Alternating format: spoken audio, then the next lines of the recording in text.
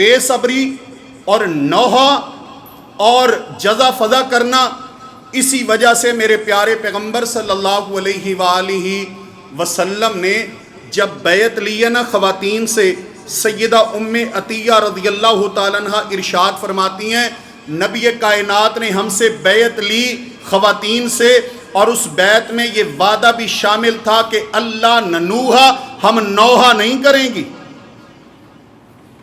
خواتین سے۔ کیوں؟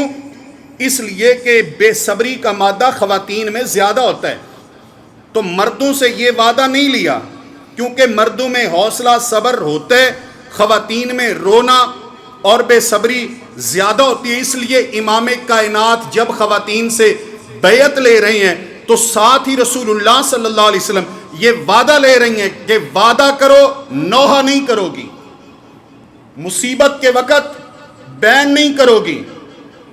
اور دوسری حدیث میرے پیارے پیغمبر صلی اللہ علیہ وسلم نے فرمایا، غور کیجئے، انا بریء من الحالکۃ والسالکۃ والشاقۃ جیبہا، میں محمد الرسول اللہ صلی اللہ علیہ وسلم بری ہوں اس خاتون سے جو مصیبت کے وقت اپنے بال نوچے، جو مصیبت کے وقت اپنے چہرے پہ تماچے مارے، جو مصیبت کے وقت اپنا گریبان نوچے، اور جو مصیبت کے وقت اپنے کپڑے پھاڑے، میں محمد الرسول اللہ اس سے بری ہوں۔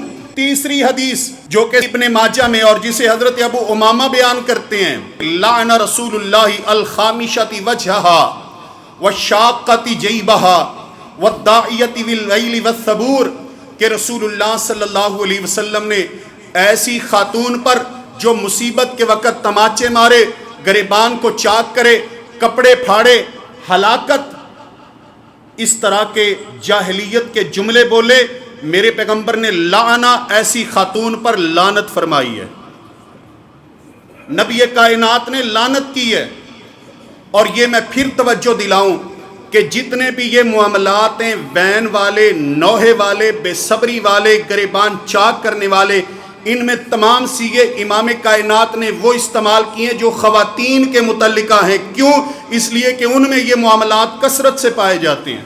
اور نہ رونا آئے نا جس کو، تو وہ احساس کمتری کا شکار ہو کے بیٹھی ہوتی ہے، بھی سب کہیں گی لے نہیں اینو غم ہی کوئی نہیں۔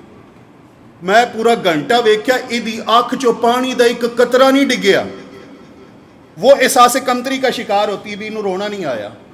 نہیں، وہ احساس کمتری کا شکار نہ ہو، وہ اللہ کا شکر ادا کرے کہ رب نے اسے صبر اور حوصلے سے نوازا ہے۔ رسول اللہ صلی اللہ علیہ وسلم کے غزوہ موتا کے موقع پر کئی ایک صحابہ شہید ہوئے، ان میں حضرت جعفر طیار شہید ہوئے، حضرت زید بن حارثہ شہید ہوئے، رسول اللہ صلی اللہ علیہ وسلم کے عبداللہ بن رواحہ شہید ہوئے، کئی ایک صحابہ کرام شہید ہوئے۔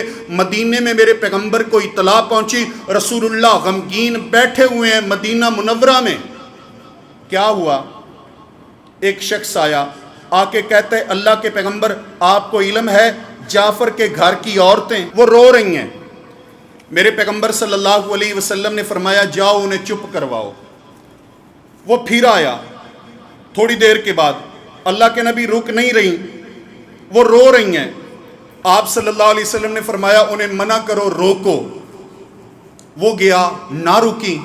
تیسری بار آیا، اللہ کے پیغمبر صلی اللہ علیہ وسلم چپ نہیں ہو رہی، آپ نے فرمایا جاؤ اور ان کے منہ میں مٹی ڈالاؤ۔ کتنے سخت جملے ہیں ان خواتین کے لیے جو نوحہ کرتی ہیں، جو بین کرتی ہیں، جو روتی ہیں۔ فرمایا کہ مٹی ڈال دو ان کے منہ میں۔ اب میں اگلی بات کروں کہ یہ نوحہ، اس کی تو میرے پیغمبر نے خواتین سے بیعت لی تھی کہ نوحہ تم نے نہیں کرنا۔